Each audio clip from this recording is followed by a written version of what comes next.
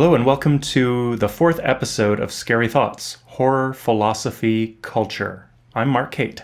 And I'm Chad Lott.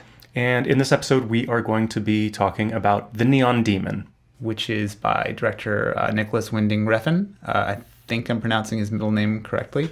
But as if you see this movie, he's gone beyond having a name, and now he only has a monogram, which is at the very beginning of the film. It looks a little bit like the Yves Saint Laurent logo. That's exactly what I thought. If this is your first time listening to us, welcome. We're happy to have you. Go on iTunes. Please give us a review.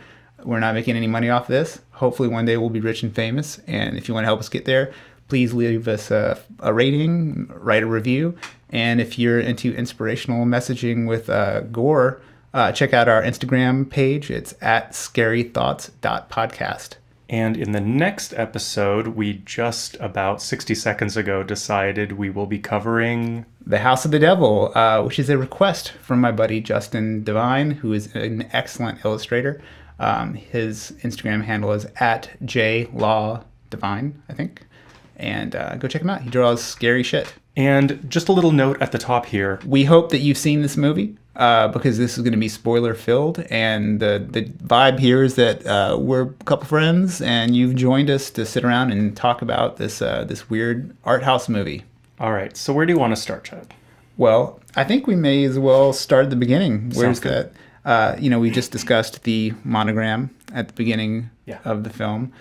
I don't know that I've ever seen a director do that before. Me neither. I mean, there have definitely been a lot of directors, and they're all sort of under the auteur heading, which I'd love to get into a lot more later. Yeah.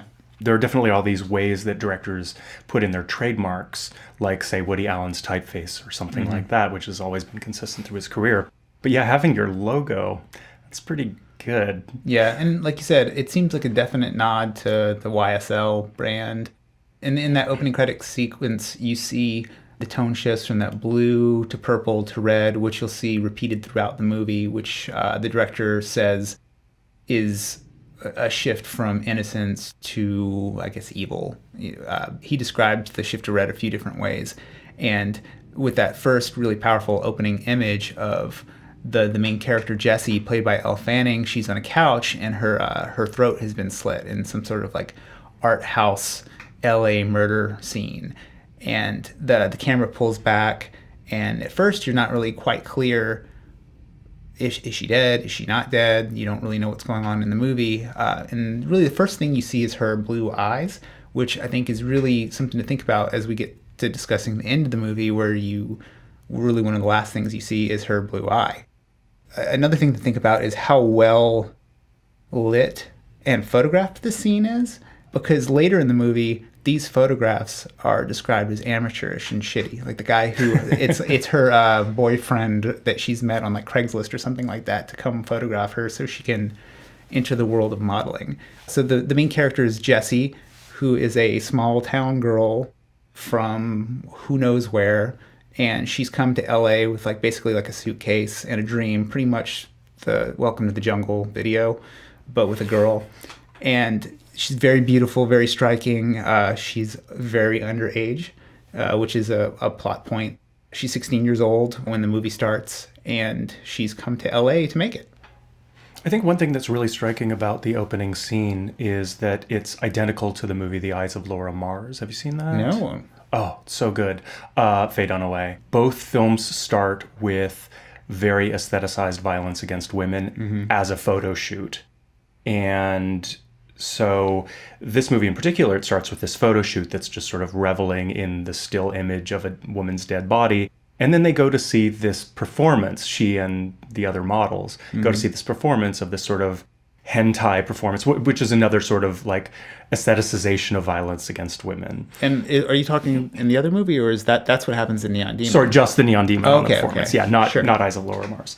But it really sort of sets up what you have as an expectation as a viewer, because I mean, I don't know if this is necessarily a horror film, and I think that sort of taxonomy isn't necessarily useful for this, but as a viewer of this aestheticized violence, it really pulls you into wanting that. You become the predator, you become the gaze that this film really is all about. I think that opening faux murder also just really justifies it as a horror film out the gate, because it doesn't become a horror film until very late, and then, I guess a horror film, maybe? Well, it's hard to say, because if you pull out, jumping ahead, if you were to remove Ruby bleeding out of her crotch and the eyeball, you'd kind of mostly just have a bunch of models scowling at each other for an hour and a half. Right? Yeah, you'd have a murder movie. Just a pretty typical, like, someone got shoved. Jealousy sort of thing. And then you just mentioned Ruby. In between her leaving the photo shoot and going to the club, she's introduced to a makeup artist named Ruby, who's played by Jenna Malone. And Ruby, from the jump, her name is Ruby. She's dressed in red. She has red hair. But she is very, very friendly to Jessie. When she meets her, she has this very creepy, kind of long stare. And she's like, "Oh, you just have the most beautiful skin. I'm sorry, am I staring?" And then Elle, who's like a babe in the woods, or at least appears to be a babe in the woods, is a little sheepish and kind of doesn't know what to make of this attention, or at least she pretends that she doesn't know what to make of this attention. And this is kind of something I was thinking that might be a bit of a stretch, but Jenna Malone's character Ruby like cleans the blood off of her a little bit, and which is almost like her birth, like she's been initiated into this world of modeling, because that's really, she's on her very first photo shoot at that moment. And then then she disappears into this nightclub to meet up with two of Ruby's, I wouldn't call them frenemies, they seem to be her actual friends. These two her coven, yeah, these two other models, Gigi and Abby Lee, who's an Australian model, plays Sarah, and then Bella Heathcote, who's an actress, plays Gigi. And the three of them together, Ruby, Gigi, and Sarah, are said by the director to represent three forms of beauty, where Ruby represents internal beauty, Gigi represents manufactured beauty because she has all this plastic surgery done, and then Abby Lee's character, Sarah, represents beauty past its prime. So there's a scene later in the movie where Abby Lee's character describes herself as a ghost, and she's, the whole idea is that she's past 19. And she gets passed over. She gets passed over by the younger model, which is, important later on in the film. And this whole idea of, like, you have this, like, really, really early expiration date is kind of interesting to me, because Refn's talked about how he wanted to revive the Logan's Run franchise, which is all about, like, when you turn 30, you're recycled and, you die. So it's interesting that it's even mentioned several times in the film, like, people have expiration dates. Yeah, absolutely. I think it's also interesting the way Refn sets out those three characters, because although those are just sort of these flat archetypes, and they're performed so flatly, which we can get into later. Flatly. But they're sort of actually these very interesting characters. Like there's such an economy of dialogue, but I think you really get a sense of these characters as characters, even though they're these flat archetypes. Maybe that's just my impression. Yeah. Well, I don't know. Like, you see Jenna Malone in a lot of movies, and she's like kind of like a quirky, weird, semi-gothy girl in a lot of her movies. She's in Sucker Punch, and I really loved her character in Sucker Punch. Jesus. Because she was like the only one that seemed to have like any pizzazz. The rest of them were just coat hangers in that movie. And that was a movie I had a lot of hope for, but it was just fucking terrible. I totally agree. However, I think there's something about this film that's like Sucker Punch. And that's just, and I'm going to jump way ahead in the film, that there's this something about Jessie. She has that thing. Everybody's staring at her. And I think that something that's really interesting about The Neon Demon is about the subjectivity of beauty. And one of the ways that it calls that up is everybody in the film is so smitten by her, especially the designer, who like is completely transfixed by her, and everybody's bending over backwards to articulate how beautiful she is. Yeah, he like practically like bites his knuckle and like, oh my god, it's such a corny scene. It is, but what I think is interesting is she more beautiful than any of the other women in the room? And that's not even about, like, to me. It's just, that's a stupid question. That, here's what it reminds me of. Have you ever seen the Monty Python skit? It reminds me of Sucker Punch, and it reminds me of the Monty Python skit, The Funniest Joke in the World. Have you seen that skit? I haven't seen that skit. Okay. No. Basically, this guy writes this joke, and he reads it to himself and he laughs himself to death. And then his wife I have discovers his seen this body, one. Yeah, picks up the yeah. joke, laughs herself to death, and it becomes used as a tool of war. They translate it word by word into German and read it to the German army. And they're like running over trenches, reading it out loud. Yes. Yeah. So part of the skit is you never hear the joke, right? Yeah. You never know what the thing is. And with Sucker Punch, every time she starts to dance, they just fade away and you never see what she actually does to create these other realms for these men or whatever is happening. It's a terrible movie. So with the Neon Demon, everybody's so transfixed by her, but why? What does she have? What's actually going on? And it opens up a conversation about the subjectivity of beauty, but it's almost in this film, it's almost supernatural what's happening with her. Yeah. She has this thing that is not just she's the prettiest girl in the room, which is stupid. She has something more than that. Yeah, I think she has the director's eye, is what I would say. Because, this is an interesting way to go into this, I think. But, like, of the 4 women, who do you personally think is the hottest? I don't know. I think they're, well, the 2 blonde ones. I think something that's interesting about choosing them as actresses is that they are models and they reveal the sort of abject nature of watching those bodies emote. And I'm not criticizing those women or those bodies. I'm just saying, like, we are so inured to what a model's body always looks like in our culture. Yeah. And okay, so this moves us a little further into the movie a little bit, but something that happens in the background is I think we're used to seeing women who look like that completely still in editorial photos, or at the very least moving linearly down a catwalk. And so to see them talk and move around is pretty interesting. I mean, the only time you ever see any of the other ones is Abby Lee is in Fury Road. She's one of Immortan Joe's brides. And even then, she's just kind of same thing. She's basically standing there looking beautiful in the desert. She's part of the set piece. But you see, there's a scene where there is a mountain lion that enters into Jesse's room, this hotel room that she's staying in a hotel, or a motel rather, that's owned by Keanu Reeves' character, and easily one of his worst roles ever. I think Keanu Reeves is just absolutely terrible in this. But as the movie moves on to the mansion that they're all staying in near the end, there are all these taxidermied cats in the background that are just this primal beauty that's just been frozen. And it's almost like there's the weird reversal, as they become more animated and more crazy, there are these frozen exotic animals in the background of every scene. Well, I think that's also paralleled by Ruby fucking that corpse. Yep. It's like she's in this moment of passion with this model who has no inner depth, and her substitute for that flat, lifeless model is a corpse. Yeah, and that scene is the one that I think everybody really talks about, other than the final scene with the eyeball.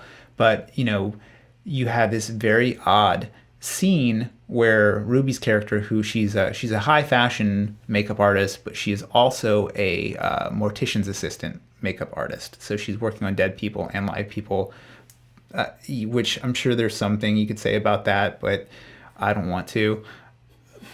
But I really want to talk more about the experience of watching this scene of necrophilia. And also in interviews, Refn talks about how he films everything chronologically, which is crazy. I don't think anybody else does that except for little kids. That's how, when I made movies with my friends, that's how I always made movies.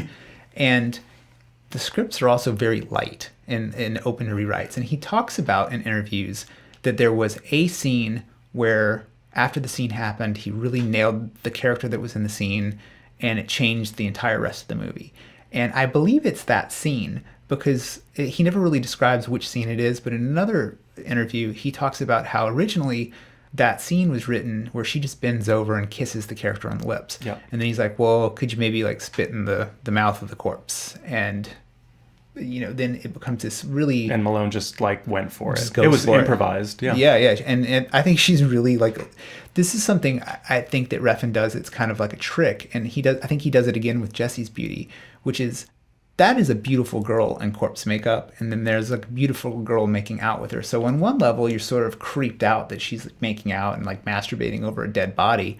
but it's also kind of like a sexy lesbian scene too, like from like a, I'm like a pretty average dude looking at it. So in your brain, you're like, oh, these girls are attractive, but one of them's supposed to be dead. And so I think the real like creepiness from that scene comes from that push and pull, or the allure and the repulsion of the act. Well, I think that very act, aside from being, I think actually like, I don't know, I think it's the most interesting part of the movie, honestly, for a lot of reasons. But I think it also bridges this movie more concretely with a lot of other films that led up to it, like the lesbian vampire subgenre of horror films in the late 60s and early 70s, like Daughters of Darkness and Jose Larraz's Vampires and The Hunger, for sure. Yeah. Is it takes this sort of vampiric, this film that's all about the predatory nature of stalking beauty, and literalizes the sort of vampire angle about sex and death. Yeah. And, something I've observed that I wasn't really super knowledgeable of just doing our Instagram page, and this kind of weird one, is when you just go through like hashtag horror, or hashtag horror girl, or any of the things that you're just like, if you're trying to push your social media brand that you might troll through looking for hashtags, there's an enormous amount of alt models that are dressed up like murder victims or murderers or whatever. So there's this entire like subgenre of sexy corpses.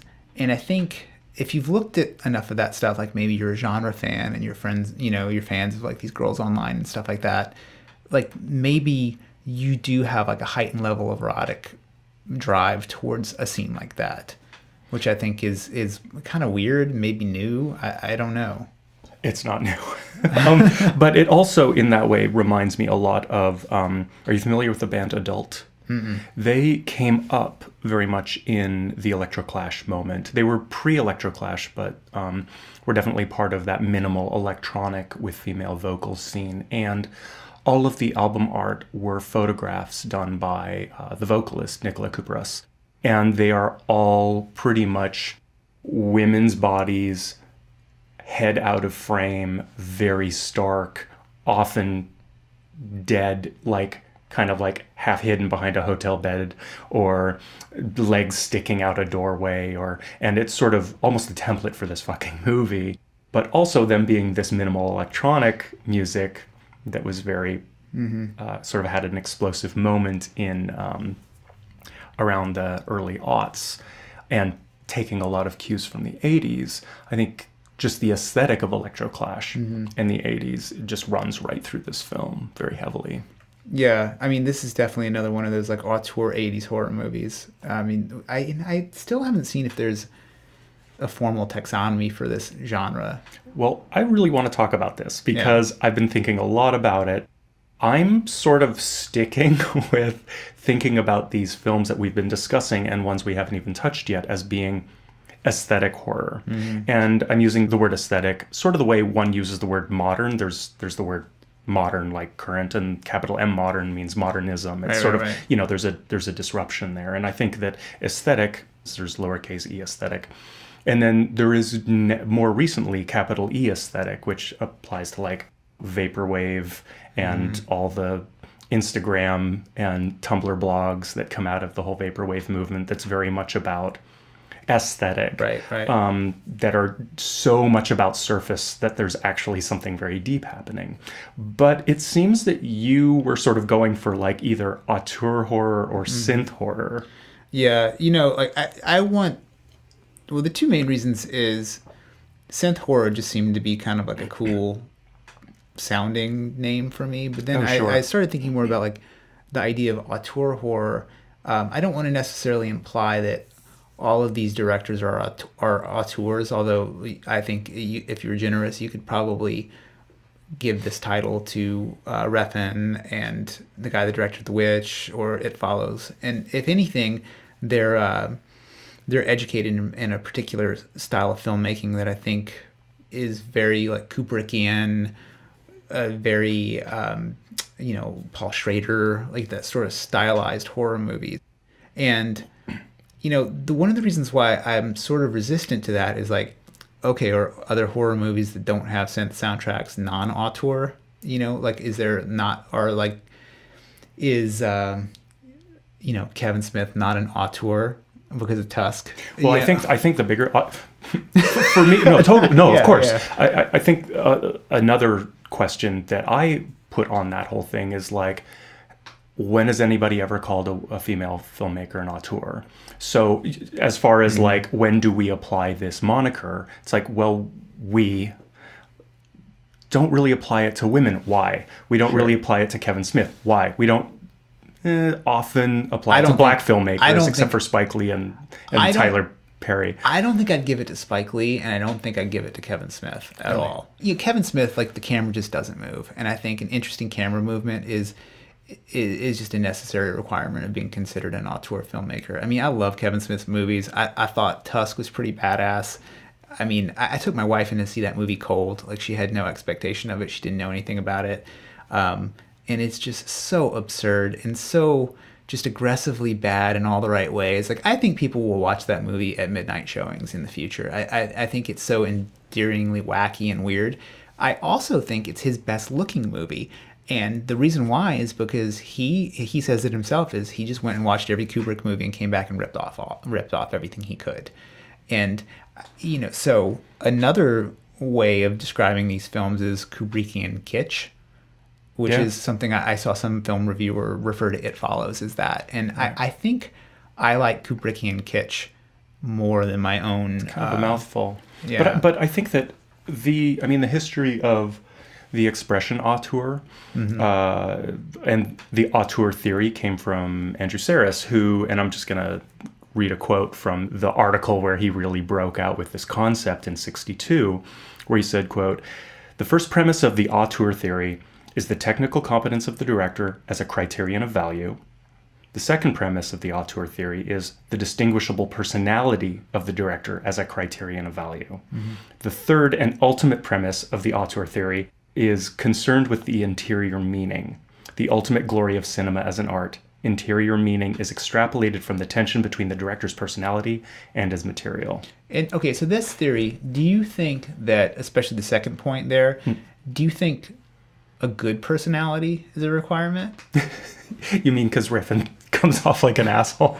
I mean, not even an asshole, I'm kidding. but I mean, yeah, totally. I know what you're saying. Like, I mean, if you look at any interview with Refn, like any video interview, and you look on YouTube, I mean, people are not having it. Well, I mean, I got to be honest. You sent me a link to this one interview where, while I was watching it, I was just like, I was just like, wow, I really want to punch this guy in the fucking teeth. Yeah. But then, like, after it was over and I was thinking about it later, I was like, I really wanted to punch him in the teeth. That's awesome. I kind of really respected how much of a reaction he got out of me just by talking about his films in a really difficult affect. Yeah. Okay, so this moves us into the territory of movies that have very mixed reviews, and not just like, oh, my friend liked it, my other friend didn't like it. So at Cannes, this movie, half the audience booed, half the audience cheered. Yeah.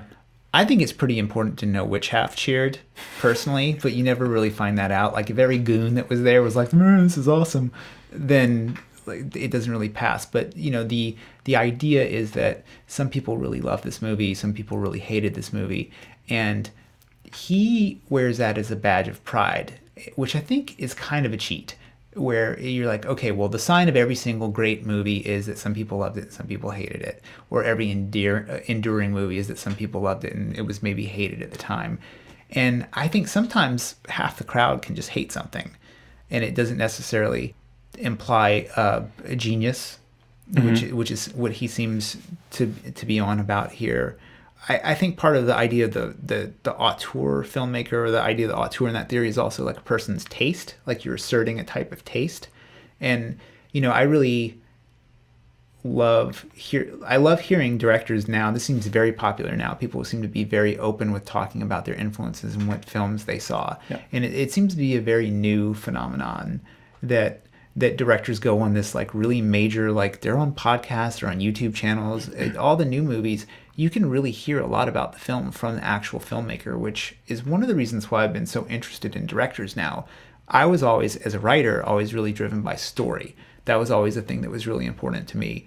Or, whatever the director of photography did, or even tertiary, the soundtrack was always something to me. And I almost never gave a shit at all about a director. But now it seems to be the thing that I'm focusing on the most in reviewing these films. Well, I think it's also interesting that this moment is happening when it is, because those three criteria that I read from Andrew Saris, they all apply to at least the 3 of the 4 movies we've discussed in this podcast so far. And it's also interesting that it's, this is not a Foucauldian way to think about film. It's not a Barthian way to think about film, getting swept up in the cult of the author, this sort of wielding of patriarchal power over narrative, over product. It's just so not of this moment that I find super fascinating. Does that make sense? Yeah. Something that's strange about film to me too is how much of like a group dynamic it is. I mean, a film to me is the ultimate collaborative art form, because you have to have the actors, you have to have whoever wrote the thing, you have to have the director. Yeah, there's like 100 fucking people who are making creative decisions. Yeah. We're not even talking about craft services. Yeah. There are like 100 people like being creative, being artists, just to make the Neon Demon, which is a small crew and cast Pretty film. Small crew. And and also, one of the ways that Refn has talked about maintaining control of his films is working with really small budgets, which, this budget was $7 million, and which is pretty small for a major movie. And I think, unlike in The Witch, you can really feel the $7 million it being pretty tight in this movie. There's certain things, for instance, I think that the costuming is not super amazing in this movie. For a movie that's supposed to be about the high fashion world of high couture, I don't think the costumes are any more convincing to that world than the ones in Zoolander are. Right. And I did read a few interviews with the lady who did the costume design, and I'm sure she's phenomenal, but, compare I would say, legitimately striking bluish aqua dress that Jessie wears at the end of the film to anything in Black Swan. Pretty much anybody, even like walk-in characters in that movie look better, I think, than some of the stuff that's supposed to be on the catwalk here. But in some ways, it can kind of work out a little bit, because the salary he offers his director of photography is $3,000 a week, which doesn't seem like a small amount, but to someone like me, it seems like a large amount. But in that world, it's actually pretty small. So he ends up getting kind of a pretty unknown woman named Natasha Breyer to be his director of photography. And I thought she did a really great job in this movie. Like, one of the things that I think everyone says about this movie is how great it looks. And, she wanted to shoot on film, and he didn't want to shoot on film because he can't do his chronological shooting like that. And so Natasha Breyer, her concern was that the digital camera was going to reveal too much of the imperfections of the models' faces, and she really wanted this sort of 1960s glamour thing. So they literally took 60s lenses and married them to these digital cameras, which I think had a really neat effect. And I can't imagine that people don't already do that that's not a thing that people do. Because I was a film major for one semester when I was 17 before I dropped out of college the first time. And we did everything on film. And it's such a pain in the dick. I can't even imagine, given like how I think really good digital is now, that anybody shooting a low budget movie like this would want to burn up money like that. Yeah. Yeah. And I think she really captured like a lot of like neat magic in like these models. But I want to get back to a question I asked before, which I don't think you quite dodged, but I don't think you quite answered. Like fuck, marry, kill. Which one of these girls are you? I don't like that game. It's terrible. It's a terrible game. Well, I'm gonna dodge again, but with I'm gonna respond right and still dodge. I think there is nothing sexually interesting to me about a 16-year-old girl. Okay, and so this is where I want to go with this. And like that's. I think I wonder if where I'm about to go is where you want to go. Yeah. Which is just, I think so much of this movie is also about that. Mm-hmm. This like predator prey, right, beauty innocence, 16-year-old girl alone in Los Angeles as the object of, quote, perfect beauty is just fucked up by any standard. Yeah. And this is an old story. This is not, this is definitely a story that any viewer would be familiar with. And I think if there's a social critique that he's making, it's about that. It's about that, hey, look, this terrible machine, this neon demon of Los Angeles, the fashion world, it chews up young women, and in this movie, literally chews up young women.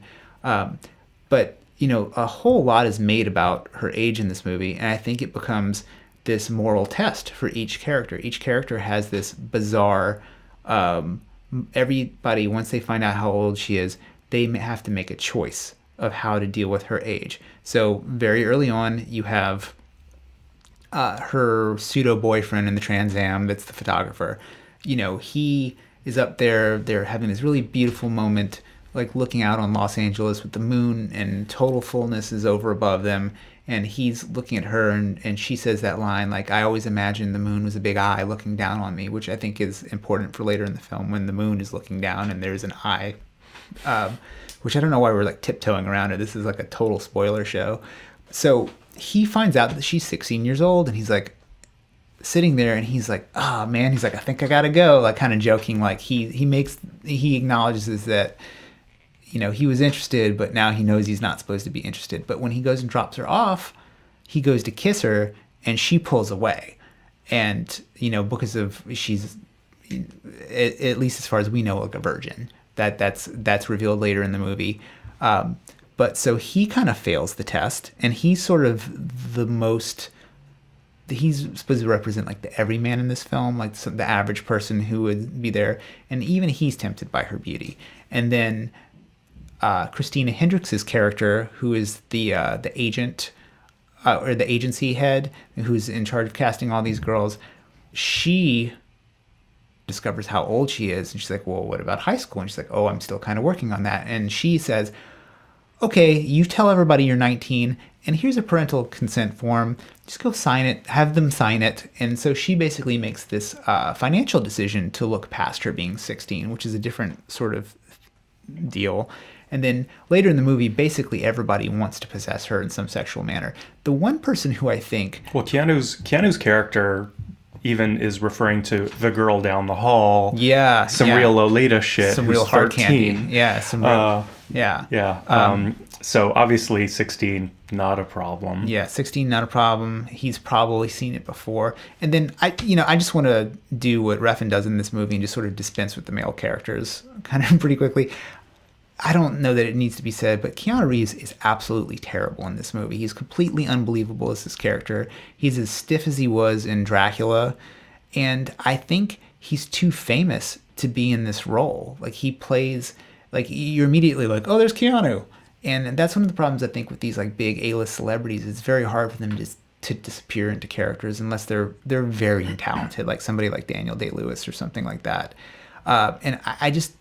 his presence isn't doing any work in this film. However, it seems to me that the only moment of dialogue that even comes close to natural is between the kind of boyfriend photographer and Keanu's character. Mm.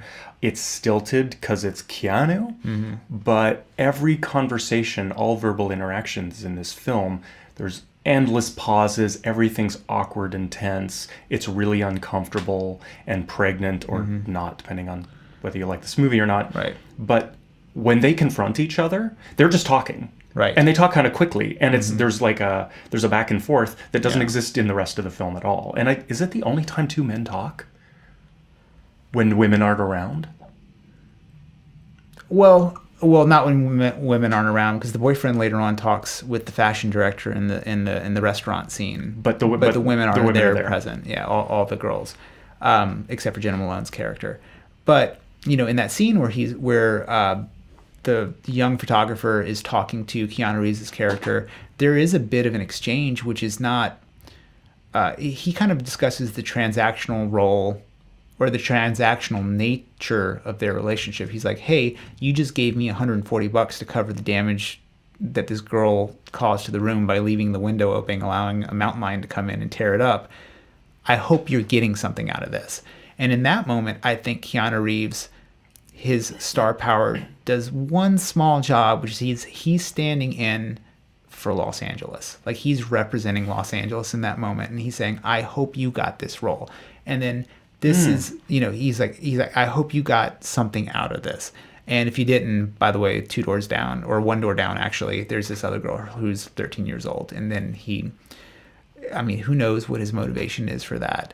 And then I think later on, there's that really terrifying, what you're left to imagine is a rape scene.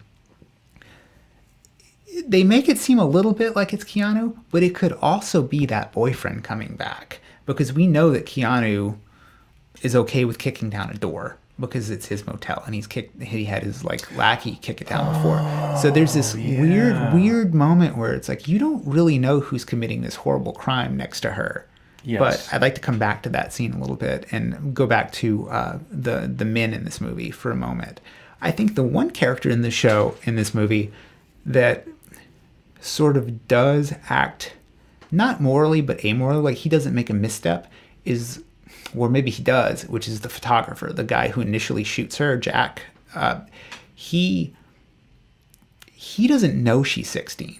The whole time he's interacting with her, he's under the illusion that she's 19 years old because everybody else who's been a gatekeeper for her brings her there, and here she is. She is 19 years old, and he maybe believes it, maybe doesn't believe it, but he seems like such a mechanism and such maybe a mildly autistic but aggressive photographer, artist, that, I think that all he ever really does is photograph her, and he doesn't ever really misstep, and his job is to make her beautiful in the context of this.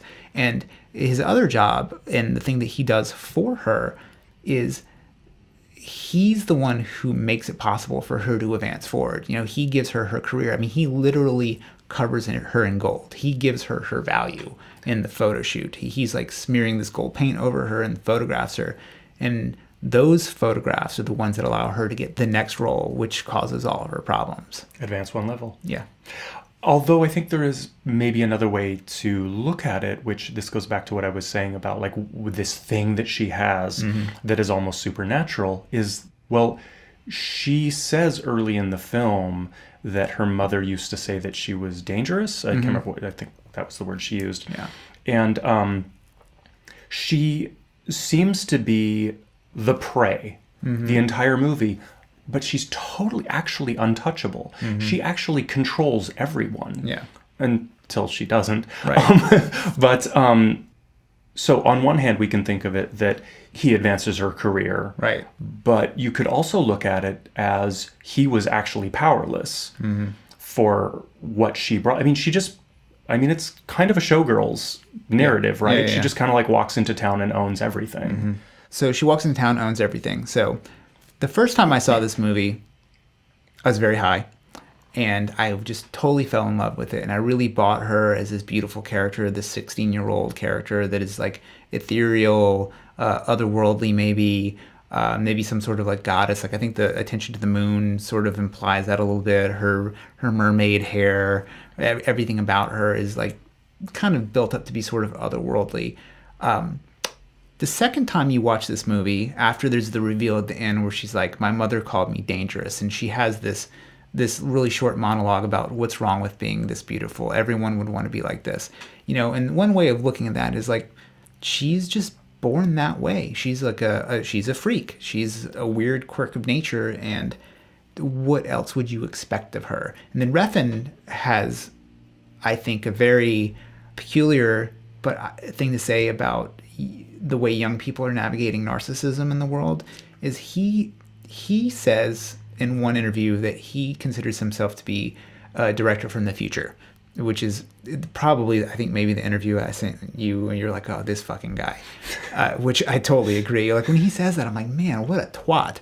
But I also think he's kind of right, because he is making a movie where narcissism becomes a virtue, and he posits that all young people are beginning to see the world like that, where what's wrong with being beautiful? It's so fleeting, it's so small, it's so short. Why wouldn't you be as beautiful or as possible and accept it for this brief moment in time? Well, I think that in the narrative all hinges on her runway show, which she, I'll just divide it into halves. Sure. The first half of the movie, she's all demure and innocent and is always looking down and deferential. And then she does the runway, which is basically a bunch of mirrors of her, it's her narcissist moment where, she looks at her reflection and falls in love. I mean, she literally kisses it. And she literally kisses it. And then the very next time you see her, she's all dolled up, like kind of Studio 54 style. I think it might be the first time we see her in makeup that she's probably done herself. Yep. If I'm going on a limb there. But she walks through this beaded curtain and greets her non-boyfriend who she ditches within minutes. Yeah. And it's like from that point on, she transforms into the demon. Like that was her transformative moment. Well, I definitely want to go right into that scene in the restaurant. But before that, I want to maybe say something and see what you think about it. Is when I watch this movie the second time, she ceases to be a sympathetic character because from the jump, from the very beginning, that she is actually what she becomes. Like, you just know she is. And you, in the scene where she talks about, like, well, I can't do this, I can't do that, I don't know how to sing, I don't know how to do this, but I'm pretty. And pretty seems like a very, like, juvenile way of describing what she actually is, or at least what she's supposed to be in the movie. Yeah. And she's like, and pretty can make me money, is what she says. Yes. Which is really unusual because, like, finance doesn't appear anywhere else in this movie. Like, it's completely absent. Like, the money is never a motivation. I mean, you think the moment she signed at an agency, she wouldn't have to live in a motel anymore. I mean, so who knows, right? Like, that's just a weird thing that happens in the movie. Yeah, so I think there is a transformation that happens in the movie during the runway show. And part of it is, like, oh, okay, that's when she changes. But I think that's when she becomes. And so she becomes this character. She dispenses with her flowery children's dresses and shows up in leather pants and gold top and enters the restaurant. Yeah. So I think there's a way in which there's almost a third way to think of her character. There's like the victim monster. But I almost feel like if this movie was made by Aronofsky, and we could look at it up against like The Wrestler and Black Swan, that we're talking about a character who died for beauty, who like took the gifts she was given as far as they could go, and it was Narcissus by way of Icarus. Like in The Wrestler, like in Black Swan, they had to sacrifice themselves as the highest form of art, or the highest form of art necessitated that they would sacrifice themselves. And that's kind of what happens in The Neon Demon. Maybe not. Well, tell me what you think about this. Is like, I think maybe the difference between the Aronofsky model of her exceptionalism is that she's just born that way in this movie. She's just a creature that emerges beautiful like that. And I think the characters in Black Swan and The Wrestler, they have been ruined by a path. Right. And yes, so maybe if this movie had a longer timeline, it kind of went more along, like maybe you could say that. I mean, I'm not saying that's not a thing. I just think that maybe it's just that the characters just aren't very well developed, because I think they are pretty flat through it. And I think her character is too. Something else to think about is, when you mentioned a second ago, is she a monster? Is she actually a monster? And one of the things I think really accentuates that is, because she's 16, you never see her naked. You see everybody else in the movie naked. Yeah. And I think this does a trick that you see with monsters in horror movies, which is like, if you never fully see the monster, you're forced to imagine the monster, and you imagine the monster more horrifying than the effects department probably could have done it. And I think in this film, you imagine her as more beautiful than she may be. I mean, she's gorgeous, right? And here's the thing that I think is the nasty trick that Refn plays, is that he's forcing you to imagine her naked, and she's 16. And you, at least I failed the moral charge of that, because I completely imagined her naked in that gold paint. And, so like, there you are, you're in with everybody else who's guilty in this movie, like you've fallen for the same trick.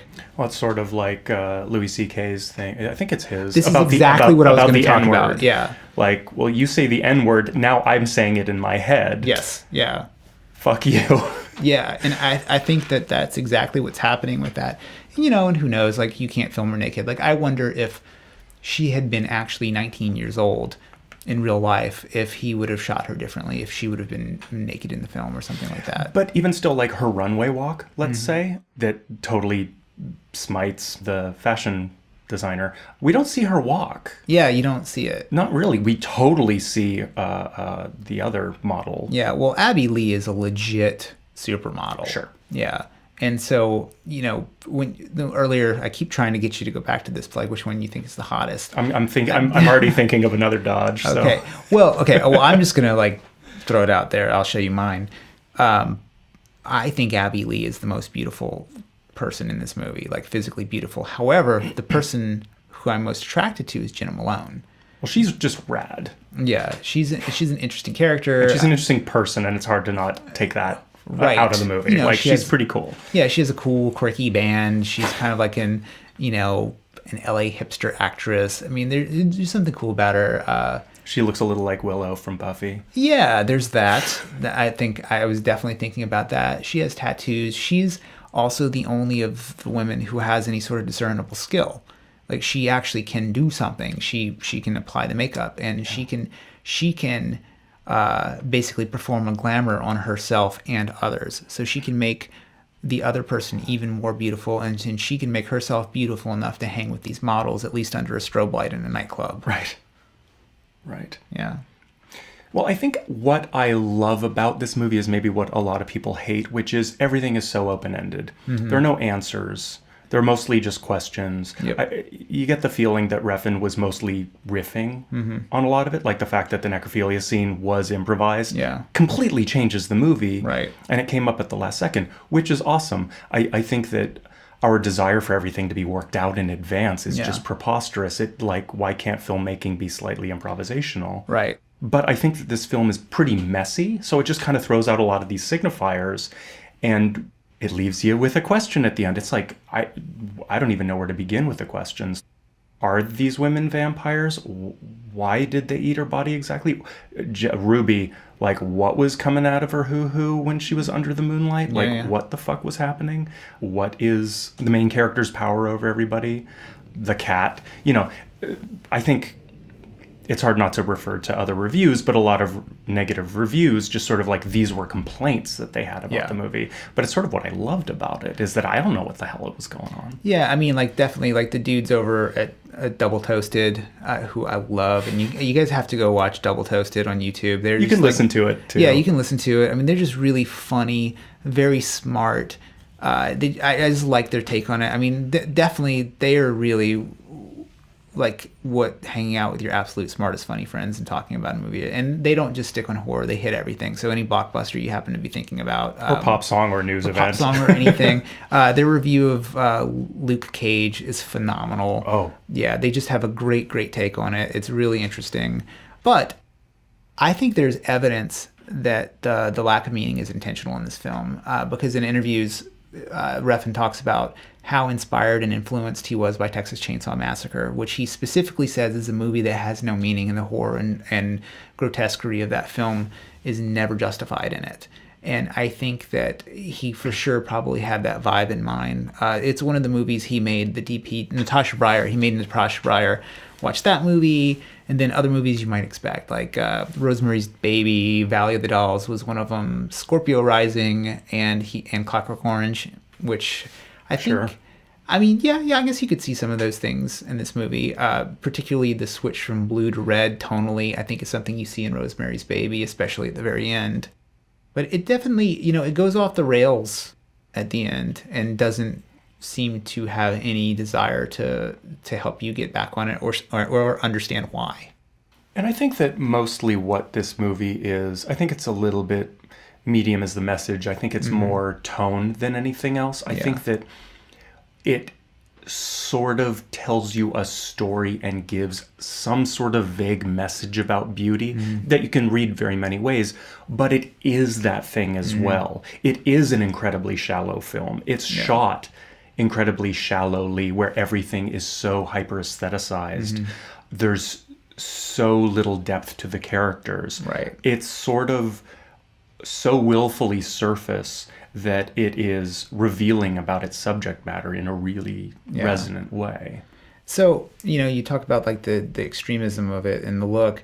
One of the stories about Refn is that he is colorblind and that he can only see these extremes in colors, and that's why he hires these DPs and he makes them shoot them in extremes so he can see the film. He may be colorblind, but I'm calling bullshit on that. Sure. Because, when you listen to Beethoven's deaf for most of his life. It's not like he's making this crazy crashing, quiet, loud music.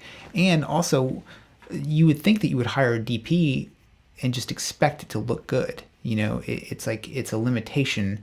But at the same time, maybe he's enforcing his limitation. And not only is he enforcing his vision in the world, he's literally enforcing his vision on the world. Right. I think either way, it's a good story. It's a good story. Yeah. Have you seen? I just watched it yesterday. Have you seen Only God Forgives? Man, I didn't get 20 minutes into that movie before I gave it up. It's a fucking terrible movie. It's terrible. I don't know a single person who watched it all the way through, and I feel like.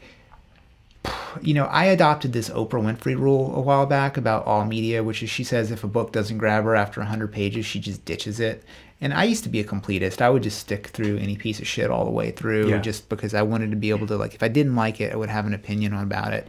But, I just turned Only God Forgives off. And a movie that I really wanted to watch was his wife's documentary about him making that movie. Right. Because it's got to be better. Well, in the way that, I think Apocalypse Now is illuminated by Heart of Darkness. Yeah.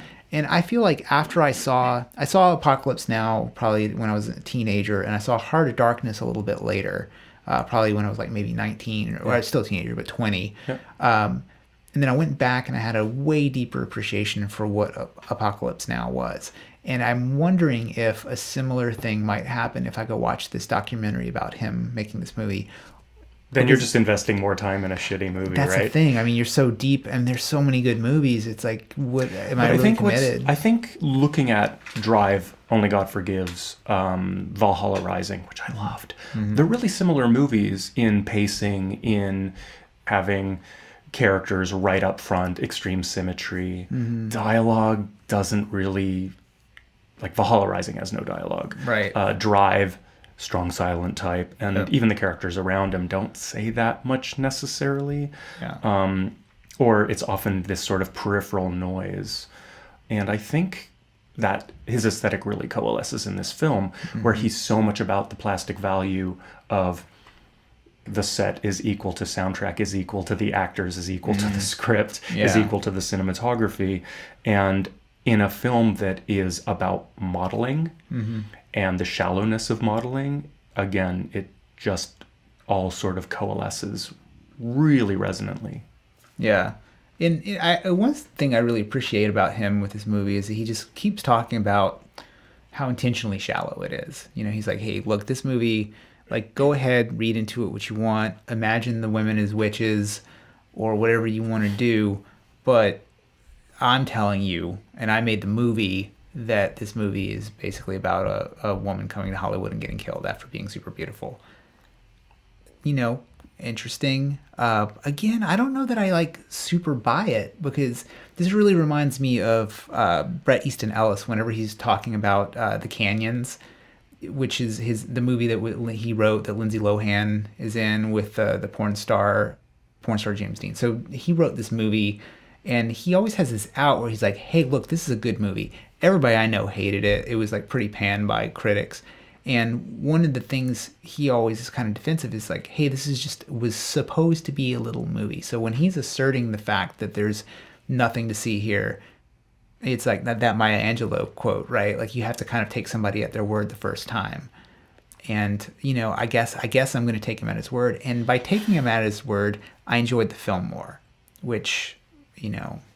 I don't know if that would be a common experience. Like, you enjoyed the film, right? You liked it. Neon Demon? Yeah. Totally into it. Totally, yeah. I mean, I wouldn't go around recommending it to everybody. Yeah. But I gladly watched it a second and third time. Mm-hmm. It's a movie that I found that the women in my life have really responded to favorably. I find that the people, like guys who watch it are kind of like, yeah, it's some art house bullshit. Women seem to be very into it. I don't want to generalize that, but like I work around mostly women, and they've all seen the movie and they were all like super into it. And most of them aren't like really horror fans. They're sort of bought into it because of the director. Like they love Drive. Basically they love Drive. And then this movie.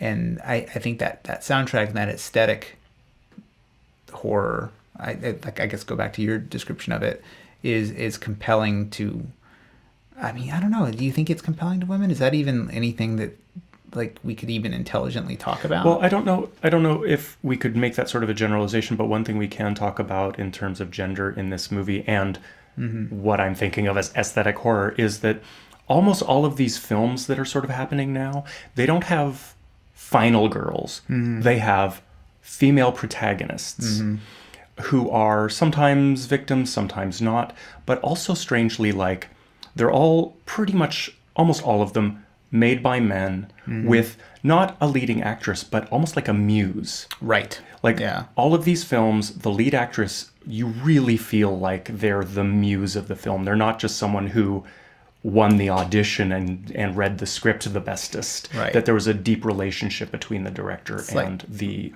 performer. Like Tarantino and Uma Thurman. Like he wrote Kill Bill because of Uma Thurman. Right. Yeah. And oftentimes these films, even though they're often very surfacey, they're very aesthetic. Yeah. The women in them often have these rich inner lives that are hinted to that I think is really interesting. Yeah. And then, I mean, horror movies have always been about beautiful women. I mean, just in the past, it was like tits out and run. That was like kind of the vibe of the horror movie. And you get to feel like a lot of early horror movie That should be the subtitle of this tits out podcast. And run. Well, there is like an almost tits out and run scene at the end, That's although, true. Although Elle Fanning's 16, so they're not out. Right.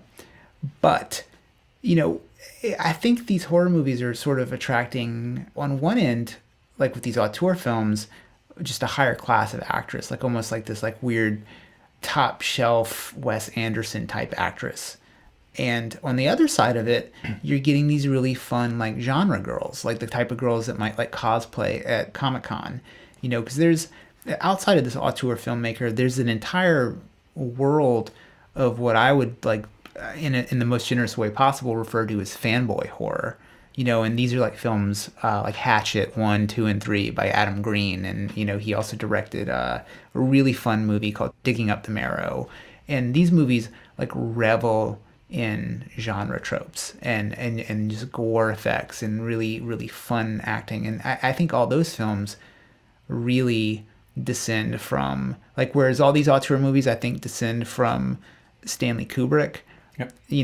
I think these fun movies descend from Joss Whedon. Like they're fun, they're self-referential, they include humor. A lot of the pleasure of those films is the interaction between the characters. Like you get the feeling that they're friends and that like. I'm sorry, are you talking about this new aesthetic auteur horror or you're talking about these other fanboy films? I would say that this is almost like a Galapagos Island thing, right? Like where like some of them reach back to like 70s Kubrick style filmmaking, and then some of them kind of pick up off of this Joss Whedon style horror, and they don't really touch, I don't think. Interesting you should bring that up, because the way I've been thinking about this, and I don't want to go too far from the Neon Demon, but thinking about this new direction in horror film, I was thinking about Joss Whedon as well, but in a different way. I was been thinking about Cabin in the Woods as maybe being the signpost, a very artificial one, but I'm just going with it, that like after Cabin in the Woods, everything referenced in that film is over. And all of these films we're now talking about are in the wake of Cabin in the Woods, right, about something else. Right. They are drawing other influences. They are picking up a different history. They're not looking to former horror films, except maybe Argento but but pretty much like once Cabin in the Woods happened, everything. It was slasher, Japanese horror, torture porn, monster movies, done. Yep. Now we have The Witch, The Neon Demon, Amer, Under the Skin, and these are not films that are continuations of Freddy and Saw and whatever else, those Hatchet, And I don't, and Hatchet is definitely one of those movies, but it's like, it's fun and it's supposed to be fun. Right. And, but you're right, you can no longer take that serious, and because, I remember watching like Nightmare on Elm Street 2 and just being all in when I was a little kid. I mean, I think it came in like 1986. I'm like 10 years old. It was terrifying. Now you look at it and you're like, what? Well, this is hilarious. And then I think you're right about like movies like kind of making this like line in the sand about like what's not going to be acceptable as groundbreaking anymore. I mean, think about like after Scream, you can't kill off a black character in a horror movie in the same way. Unless you're Fear the Walking Dead, which pretty much the first 2 kills are black people. Right, but I mean, even good job, guys. Well, even up until this is going to be spoiler. Sorry, this show sucks. But like the Fear the Walking Dead, the new one, the new season, the new season. I won't touch like it. One of the main characters. Yeah, it sucks. One of the main characters, Strand. I mean, he's still alive. That's a pretty good run. God damn it. I think another line in the sand thing is not necessarily, there's partly my thing of like, once Cabin in the Woods showed it, you're done. I think there's also like, I think that the sort of like pulling back the curtain not only makes it just jokes over, but there's also like jump scares. Yeah. What's the point now? How many more films that rely on a jump scare? Yeah. Can we really sit through? How many more in the same way as like first person cam, things like that? These tropes, on one hand, the tropes are the monster, the slasher, the Japanese schoolgirl with her hair in her face, the jaw that opens wider than humanly possible. Right.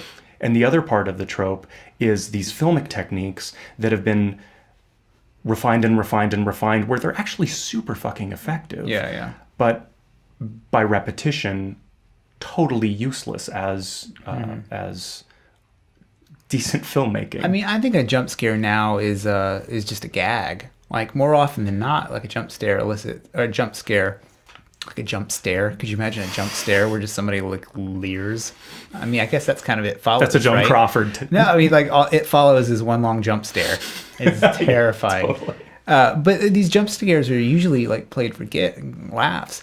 And I think that horror has really become, how like people, like there was a time when pirates were terrifying. Now people wear sexy pirate costumes. And I think horror as a whole has sort of become one massive sexy Halloween costume. And these movies are escaping a little bit. They're going their own way. There's hope. Yeah, I mean, in the darkness, or maybe not even necessarily hope, and there's definitely a place for those goofy movies. Like I think Cabin in the Woods, probably my favorite horror movie the last 20 years. So good. Yeah. Well, we definitely haven't talked about what happens yet.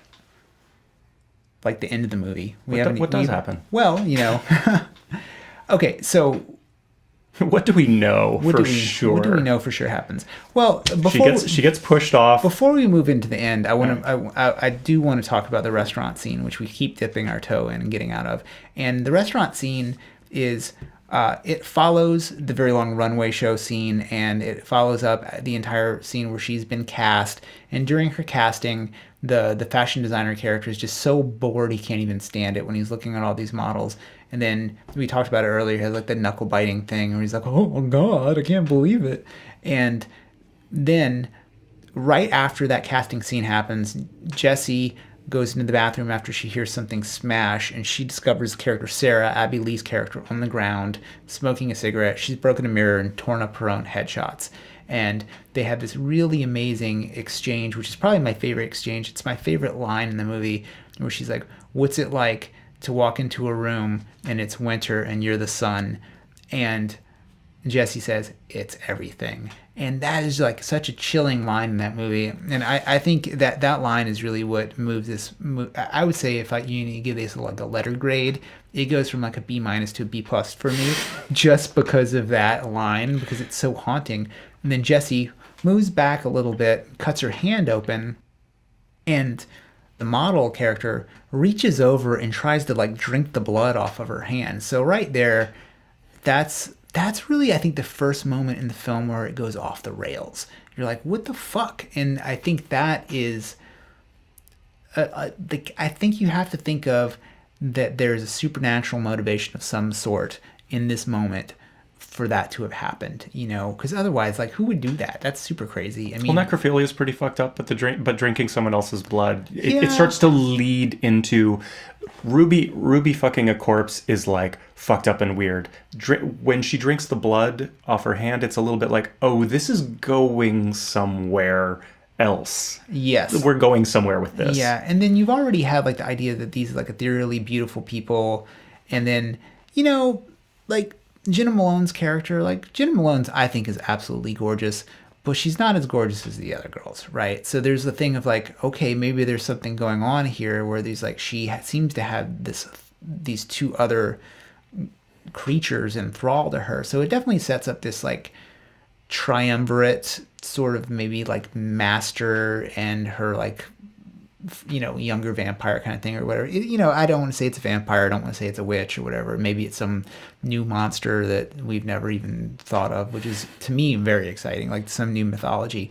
But then again, you're back to the fact that Refn talks about Count Bathory or Elizabeth Bathory being an influence on this film. Yeah. There's two major influences on the story. One is his own daughters are in school and Refn's daughters seem to be becoming immersed in this world of beauty. And I guess his daughters take after his wife, who's supposed to be very beautiful. I've never seen her.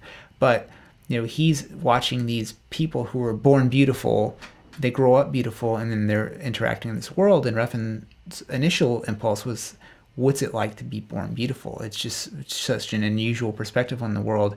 And it's also so terrifying that that's what these people will be judged on. So that's the anxiety that he's touching on. But then he also talks about the legend of Count Bathory, or Countess Bathory, who is probably the most prolific female serial killer in the world. Do you know that whole story? Oh, yeah, of course you do. You're a vampire fanatic. But for audiences who may not have heard it, there's a countess. She is said to have had some sort of like crazy obsession with remaining young, and one of the ways she became young was like bathing herself in the blood of virgins. Like, I mean, I guess she would, just like Jenna Malone's character at the end of this film, fill up a bathtub full of blood and just lay around in it and hope that it worked. So that character is very influential in the vampire narrative. So I think it pulls you right back into like, this is a quasi-vampire movie for sure. But one of the things that kind of pushes it out of being a quasi-vampire movie is this whole idea that people are aging out constantly. Like, basically you have this window between 16 and 19, and at 20 you're done. And that gets talked about by several characters in the movie. And in that scene where she's like, oh, what's it like to be the son, the model, who is presumably not gotten this role because she's been passed up because she's too old. She's seen her before. And she says, I'm a ghost. And you're like, okay, that's interesting. You're like past beauty. I don't know where we go from there. I don't know. I do think it's interesting that that Ruby, despite not being a model, is the one we mostly see bathing in the blood. Yeah.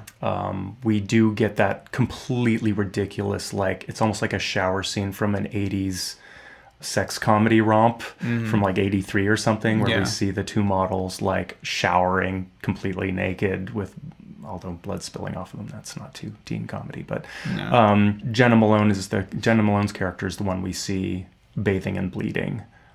She seems the most entrenched in, she's the one who commits the murder, and she's the one who has that moon ritual, and she's not even a model. Yeah, I mean, which is like, is she something else? Who knows? But, so she goes on from that weird scene where like there's like the pseudo vampirism. Then she goes through the show and basically like she hops over the girl who represents unnatural beauty, because that girl's like, I didn't even have to audition for this. And they have this exchange about whether or not it's good to have plastic surgery. Yeah. And it's the second exchange in the film that talks about plastic surgery. And the first one, the model Gigi, who's I think probably the least likable of all the girls. And then I mean, she's beautiful too, but you're told so many times in the film and in the scene that I'm desperately trying to get us to talk about in a second, about like how her unnatural beauty is just whack, and it's just not actually appealing. And she thinks that she's like something special because she's made all this effort. So I think she would be like actually the Aronofsky character. Like she's done all this stuff to herself to get to that position. And, you know, even having gone down a cup size so that she could be more modelly. So, I mean, she probably was actually more appealing to an average man before all this, but she's made herself into this like really narrow definition of beauty, which is a model. And then they're sitting there. She tries to like alpha Jesse and says, "That's my chair, move, bitch." And then the PA comes in, the assistant says, "Hey, come talk to the fashion director." He lets her know that she's going to close out the show, which I don't know anything about fashion, but I guess that's a big deal. Yeah, so she closes out the show. She's like the headliner. You get the prettiest dress. Yeah, you get the prettiest dress. It's amazing. And so right after that whole sequence happens, where basically Jessie has moved into like the pole position. She's number one in the model world. She shows up at the restaurant with her boyfriend guy, who was the photographer of her first photo shoot, and the fashion director, who's played by Alessandro Nivola in an uncredited role, which is super weird because he has the most dialogue in the film. I think maybe he has the longest kind of like sustained speech in the film. So she comes in with the boyfriend, and he's sitting with another model from the show who briefly talks about how she was an actress, but her voice didn't match her face. And so Gigi says, "Well, you can just change your face." And then the fashion director says, "Don't do that. Like, everybody can just read unnatural beauty. It's just horseshit and it sucks, and everybody knows it sucks." And he's been like basically bloviating about the nature of beauty and what's awesome and what it means to be a creator and all this stuff. And he's just, I mean, you really pick up that he's a terrible person, kind of. So Gigi won't let Jessie sit with them at the table. It's a total Mean Girls moment. And so they have to sit at the table next over. And so after they have this brief exchange over whether or not somebody's beautiful or not, if they've had work done, he turns to the boyfriend and says, "Hey, check her out. Check Gigi out. What do you think?" And he looks at her, and he's already kind of out of his element, right? And he says, "Well, I guess she's fine." And he's like, "Exactly. She's fine." And he's like, "You can sit down now." He makes Gigi sit back down. They all turn to Jessie. He's like, "What do you think about Jessie? You know, this is perfection. This is real beauty." So he makes this objective and subjective. Well, it's subjective because it's coming from him, right? But he's implying that there's an objective beauty standard, or there's an objective most beautiful, and it's Jessie. And then the guy, he tries to kind of be the good guy, and he's like, "Yeah, I think she's beautiful inside too," which is a lie because there's nothing going on with Jessie other than her face. And the fashion director says, "Hey man, you're full of shit. You wouldn't even stop to talk to her if she wasn't beautiful. And you know it's true." And then Jessie basically says, "Kick rocks," to the boyfriend. And then at that moment, she's basically part of the club. You know, so that moves us past that restaurant scene, which I think is an interesting scene. That Refn talks about this movie being funny. I don't read it as funny at all, unless you could maybe think of it as satire, but it's not funny. Yeah, it could be camp. And then the Double Toasted guys, they sort of picked up on the humor of it, but they said, you know, this is like somebody who thinks they're funny telling you a joke that isn't funny. And that's kind of how I read after I would have never picked up any element of humor in this movie. But after hearing Refn and other like dudes like trying to just blow him in interviews talk about how funny it was, you know, like people are like, "Oh, Burroughs is so hilarious." I've read every Burroughs book ever. I've never like laughed out loud reading any of that stuff. I mean, there's things that are amusing, but it's not funny the way like Bill Burr or Louis C.K. is funny. You know, you're not going to like guffaw. I mean, there's like that talking asshole scene that everybody thinks is funny in Naked Lunch, but it's not that funny. Anyway, so the character, this actor that plays the fashion designer, he is really badly overacting when he looks at her, and it's so... Well, like he's badly overacting when they walk in and he's doing his Henry V soliloquy. Exactly. Henry V? Yeah, it's Henry V. He's doing the once more into the breach speech, which is, it's again such an LA thing to do. He's like quoting Shakespeare to these models, he's an actor, and they make this whole deal about how he's an actor because he's just naturally creative. So he can be great at acting because he has this inner depth. But there's right across from him 3 women who are all basically models acting. So it's kind of this weird meta moment, which, I mean, who knows if it's intentional or whatever? Who knows if anything's intentional? But, you have purposeful bad acting juxtaposed against, I guess, natural bad acting. I mean, not that any of these girls are like bad actresses, but they're not like Meryl Streep, So I don't know. What do you think about like that camp moment? That character is, if there is a funny character in the movie, it's him. Probably. I mean, I think the film is kind of absurd. It's never funny, but it's absurd, and I think that. And so maybe it's amusing if it's not amusing, but I think it is absurd that all of the premises of this movie are absurd. Mm-hmm. It's got all this tension and these elements of horror films like like Dread and Blood, really sure. Blood, yeah. But ultimately it's like, let's be frank, it's completely ridiculous. Like this young girl walks into town and she's the most beautiful person on earth, as if that even has meaning, and all these other women who are models are competing, and there's all this status about like who can be the prettiest, and they're all great. They just look so nice, and it really sort of unravels the lie, the construct of what beauty is. But by using only people that the LA system has already decided are beautiful. So it's sort of like reveling in this ridiculous lie about how we construct beauty and perpetuate that construct. Do you think that narrative requires the concept of objective beauty? Like, for instance, in the Iliad, right? I mean, in the real world, like maybe half the Greeks would be like, dude, dog, she's not that fine. We're not sailing to war for that girl, right? But in the story, she is that, Helen of Troy is that beautiful, and it forces the Greeks to sail and fight, and in this movie, you don't get all this insane behavior without a fictional objective beauty.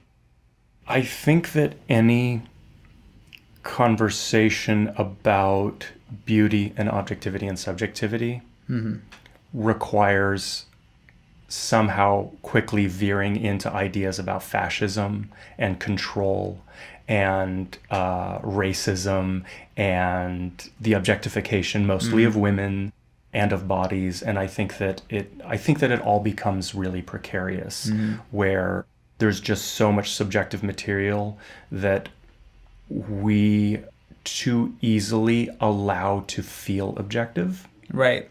Well, and I think that's a balancing act. And I'm not pointing fingers here. I'm just sort of saying, like, I think that's this weird balancing act that we're always doing, where like taste is subjective, but I always use the word great when I talk about things I like. Yeah. And I don't actually mean it's great. It just feels better. Yep. And I speak very hyperbolically all the time. Yeah. If I think about it, I don't really mean it. And I think that applies to beauty as well. We can talk about like, she's beautiful, but what the fuck does that mean? Well, so I mean, to clarify, the idea of beauty is totally a construct, and it's total nonsense, and it's something we all prop up. So when we're talking about it, we're talking about this thing we're propping up, right? Like where do we agree that we're both willing to sort of like prop up this idea and not deconstruct as we're discussing it? Yeah. So, there's 2 things I think I'm suggesting here. One is, I don't think it's the scope of this podcast to like go through the classical. I mean, this is the problem of beauty and philosophy defined. I mean, when you look up beauty and philosophy in the Stanford Encyclopedia of Philosophy, the tension is between, is beauty subjective or objective? And you have every major great philosopher has kind of something to say. And they all basically lean to the concept of objective beauty, basically like past Kant. Like, I mean, his assertion, and I could be very easily misunderstanding this, is that there is an objective beauty, but objective beauty is sort of it's meaningless. It doesn't have any actual meaning. So, I don't want to steer us down that direction. I think we could have a very interesting conversation about it, because I do believe in objective beauty. Who knows why, but I just kind of do. Like in a world, in this world, I would really rather have sex with Uma Thurman than Lena Dunham. Like, you know what I mean? So that to me implies a hierarchy, and I think when you have a hierarchy, you want to say that there's a best, but I mean, most of our listeners are going to completely not be down with this idea here. But they've already shut it off. Yeah, I'm sure they have. But maybe there's something a little bit like Wittgenstein's language games, where it's like maybe there's sort of a hierarchy in the way that you learn a language, that there can be a more beautiful, but it's slippery in places. It's like these interlocking triangles of beauty. But what I really want to get at is, in this movie, objective beauty is a force in the way that, like, in the real world, gravity might be a force. And that's kind of what I'm getting at, is like, not so much like in our world is beauty objective and subjective. I don't think it's anything that you could ever settle, because I don't think anything can be settled. But in this movie, it seems like there's almost a magnetic force to her beauty that drives everyone insane. And in that respect, it's almost like a curse. And so that brings us into the witch territory again, whereas is her beauty in the very end a curse? Because after the show, she goes back to her hotel room and has this dream sequence where Keanu Reeves' character comes into her room and very creepily inserts a knife into her mouth. Like, it's like a very clear representation of her fear of penetration. She's a virgin, and that's one of the things that makes her so special, and one of the things that makes her sacrifice interesting in the end. But you get this dream sequence where Keanu Reeves' character is basically like assaults her sexually with a knife, and then she wakes up and she's all freaked out. And then somebody tries to enter her room. She throws the deadbolt on, and the person gives up on her room and goes next door and assaults the girl who's 13 years old. And then, rather than calling the police or anything that like a normal person would do, she calls Ruby and goes to the house that Ruby's sitting in. And then I heard a video essay that had this idea, and I wish I remembered whose it was. I would love to give them credit for it, but I'm sorry I can't. But the idea that maybe she does die in that sexual assault, and maybe it's not a dream, and then where she goes into the house is purgatory, because no one lives there. Ruby says no one lives here, and then Ruby becomes this sort of like devil character, which I think is provocative but not at all groundable in any way. So this moves us into the final sequence, which is she goes to stay with Ruby. Ruby rescues her, and Ruby, who has been basically like a really above board character and very sweet and looking out for her the whole time, finds out that she's a virgin. Well, first she kind of makes a move on her, because it's kind of like, Jessie is being pretty seductive in this particular scene. She's like, "Oh, I think you're so great." And then Ruby kind of makes a move on her, and Jessie's like, no, it's not like that. And then Ruby shuts down, and she's like, "Oh shit, sorry, thought you were down with this." Well, I mean, Ruby doesn't take no for an answer and has to be thrown. But there's a moment that happens before she has to be thrown off, which is she says, "I've never been with anybody like that."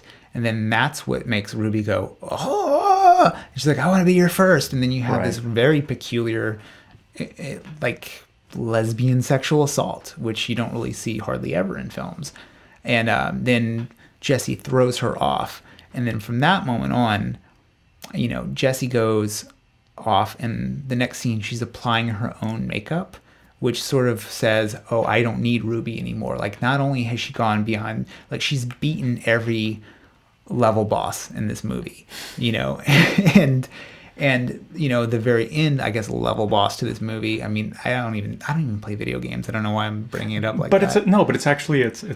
It's a great way to think about this. So like these three characters that she's defeated kind of form one monster at the end. And then you see this like sort of foreshadowed through the movie, like triangles are throughout the whole movie, like the thaumaturgic triangle, which I think was probably picked up from Jodorowsky. Like Refn and Jodorowsky are friends. They're bros. They're like super buddies. And I posted this on our Facebook page if you want to go check it out. But there's a really neat video where Jodorowsky is reading Refn's tarot cards, and it's the question he asks is, hey, I'm making this movie, Only God Forgives, right now. Is it going to be successful? And Jodorowsky looks at him and says, you're thinking too much about this movie being a success, and it's not going to be successful if you do. He's like, you just made Drive and you weren't thinking about success, and it was great. And then, we all know what happens. Only God Forgives sucks balls, and Jodorowsky in this moment becomes sort of a sage. But that's a super big rabbit hole we could go down to, which we're just going to skip over because of time here. So they become like this monster, and they like chase her around in the house after she's become this like ultimate like symbol of narcissism and like beautiful power. And then they murder her, and then they eat her. Awesome. Yeah, it's great. What do you think about like after they've eaten her, and clearly for the purposes of like absorbing her beauty, there's the weird scene in the moonlight where Ruby births like more blood than who knows you can imagine. I mean, like, I don't know what to make of that. But then this movie sort of ends at the beginning of the third act. Like these, yes, yeah, like so these girls, they have eaten her, and then Gigi and Sarah go off to a fashion shoot with the original photographer Jack. And during this photo shoot, Sarah is not cast. She's just hanging out while Gigi is like being photographed. And the photographer looks around and notices how suddenly gorgeous and rejuvenated Sarah is. And he fires one of the other models. And now Gigi and Sarah are both in this scene. And then Gigi starts throwing up. And like, it's like she can't absorb the beauty. And I think that's almost like, it's like you have to be super beautiful in order to absorb the beauty. And since she's like not actually beautiful, she can't absorb it. And then she throws up. And not Jesse, actually, you mean genuinely from birth? Genuinely from birth, yeah. Like she because her beauty is manufactured, she can't handle this power that she's absorbed, and she throws up the eye onto the ground. And that's the scene that everybody really talks about, is she throws up this eyeball, and then Sarah reaches down after Gigi cuts herself open with a pair of scissors to get Jesse out of her, which is fucking crazy. Like, why would you do that? I mean, it doesn't make any sense. You like, wouldn't you want to try throwing up a little bit more first before you cut yourself open? This is the thing I think is just sloppy in the film. And then Sarah reaches down and eats the eyeball, which is just an awesome scene because she's just so cold. And then she just walks back out to finish the photo shoot like nothing happened. I mean, like, and that's it. That's the movie. I mean, what do you think about that final sequence? I mean, I think it's great. I mean, I again think that Refn tends to throw out a lot of signifiers slightly at random. Mm-hmm. It's a little bit of a Scrabble game or Boggle where it's just like, I think that to look at this and want a direct interpretation is to think a little bit too much about his intentions, as opposed to letting it be open and, well, you can think of it this way, you can think of it this way, you can think of it... I thought it was great. Meaning, eyeball, the gaze, digesting beauty, taking on the beauty of another, aging out. I think these are all, intersecting in that moment. But as far as some sort of concrete interpretation, I don't think it's worthy of one interpretation. I think it's just a lot of very open signifiers that make sense in the context of this film. Like, her cutting open her stomach is completely ridiculous. But again, this entire film is totally preposterous. Right. So I didn't feel like it was a curveball or anything. Yeah. I was just like, yep, that's what that character does when she can't digest another human body. I know.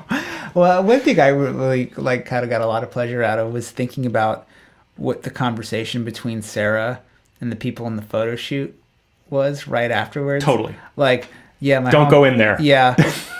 She had to go. There's a mess. Which I think it's pretty funny, and it's what my mom would call a weird movie. Sure. She's like, this is a weird movie. Like, she's super Southern. She's like, I liked it, but it was weird. Well, it is weird, and I think that when I was referring to it as a bit random, you and I tend to refer to methods of vanquishment and the rules of engagement as a way to think through the way horror movies function. Right. I think in this movie, methods of vanquishment, they push her in the deep end and eat her. Like, it's sort of, it's hard to talk about. Or like the rules of engagement, I don't know what they are. I don't know who these people are, what they're doing, or what their powers are, or it's just so open. You know, like Refn says that Jessie is the neon demon. Like, he says that. Like, he's in an interview, he's like, Jessie is the neon. He's like, she is the neon demon. Well, he claims to have only discovered that halfway through making the movie. Yeah. He didn't know until he realized it. Yeah, I mean, an interpretation that seems to pop up in comment sections and stuff a lot is that either the fashion industry or LA itself is the neon demon. And I think... Well, before I read interviews with him, that was my impression. Me too. Yeah, and I think the way he described like why the term neon demon, I think I really picked up on it, that like neon is just sort of like simultaneously retro and futuristic. Mm-hmm. In one interview, he talks about this being a science fiction movie, which... no. like, sorry, man, you're wrong about your I would film. say it's just barely horror. It's totally not science fiction. Yeah, I mean, but good for him. Whatever. Yeah, whatever. Like, he made his movie. He's Danish. Maybe there's some like Danish sci-fi thing that we're not aware of that is yet to be discovered by us Americans. But when talking about what did it mean. I think he really, especially in this film, is coming from a place of surrealism and, coming back to Jodorowsky. I think that thinking about like the eyeball and this cutting open the belly and things like that, like what did it mean is, I mean, it's sort of like looking at the holy mountain and pointing to one scene and going, well, what did that mean? Like, well, I can throw you some ideas, some impressions, but meaning, I don't know. Well, the thing I think about when I think about Jodorowsky, and if anybody's not familiar, we're talking about Alejandro Jodorowsky, who's a cult filmmaker. Who's a comic book artist who reads tarot cards and happened to have made some of the best movies ever. Yeah, and is like a total metaphysician. He has a really, really enjoyable book called Psychomagic, which is an interview form. Have you read that book? No. It's basically... I didn't even know about it. It's him laying out kind of his theory of like magic with a K, like why he thinks like magic works and why he thinks that tarot cards work. And he even wrote a very thick tarot card book. It's like 400 pages, and it's probably as detailed as any book on the tarot I've ever seen, which is just peculiar that like this dude would even have time for that. He's a really interesting resource to him, I think, is the documentary about the movie Dune. That Jodorowsky's Dune is an essential movie to watch if you're a science fiction fan. And this is why I think Jodorowsky is so important to this movie. And this podcast is definitely going long. I see you looking at the clock. I'm like, yeah, it's just going to be long. It's like, suck it, listeners. Like, you're just going to have to deal with it. But, I think that there's something extra. Let's just make this episode like 8 hours long and just...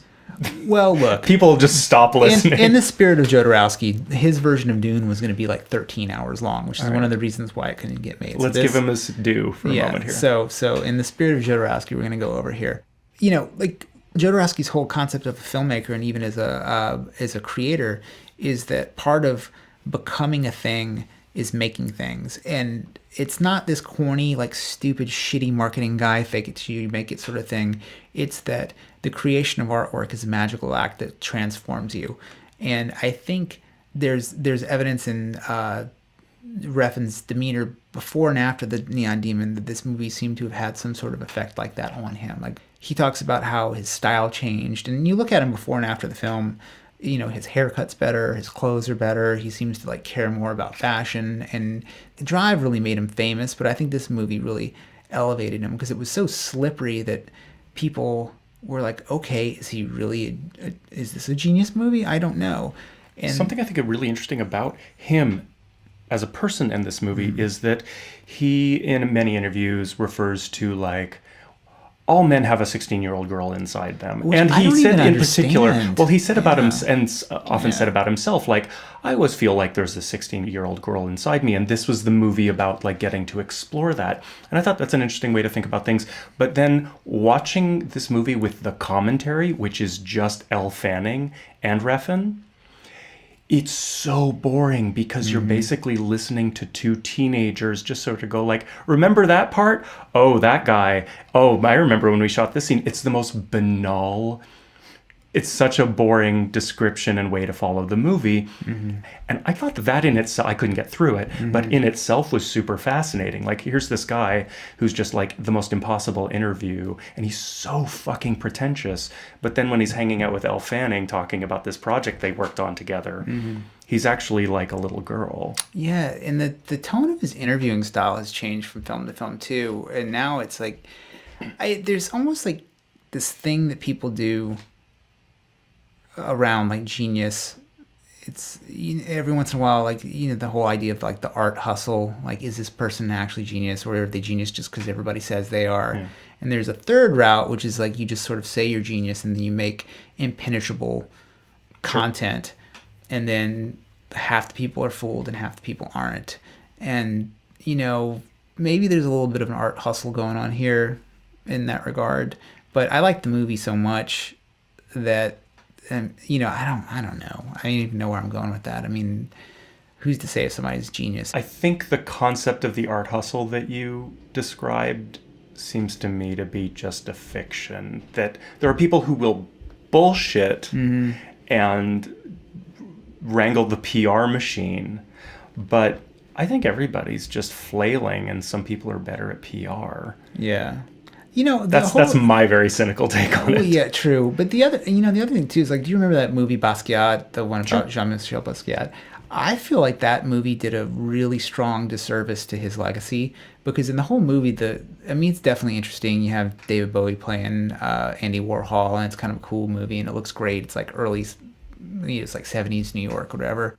But when I came away from that movie, I never really got too deep into Basquiat's work, because the movie sort of makes it out to be like he was performing an art hustle. And then when you go see those paintings in real life, you look at them and you're like, man, these are fucking great. Like, these are just great paintings. And they might not be everybody's cup of tea, but like, I was of the opinion that people who liked his artwork were retarded. And when I saw them in person, I was completely blown away by them. So, who knows? Maybe genius is real and the art hustle's fake. I mean, whoa. So there we are. All right, let's fade to black and roll the credits, I think. Yeah, if you stuck with us this long, you are probably a super fan, which means you need to go over to iTunes and rate and review us. If you don't know how to do that, go to our Instagram page at scarythoughts.podcast. Very early in the feed. We're not too that deep into it. I think it was the first post. It's like the first post is this explanation of how to rate and review a podcast, because iTunes doesn't make it easy because they hate freedom. Next time we're going to be doing House of the Devil by request. This may be probably the last time we do something by request, because next time this podcast is on, we'll probably have like 50,000 fans and we won't be able to do it. But that's part of that art hustle. I'm Chad Lott. I'm Mark Kate. And this is Scary Thoughts. Thanks. Thanks, guys.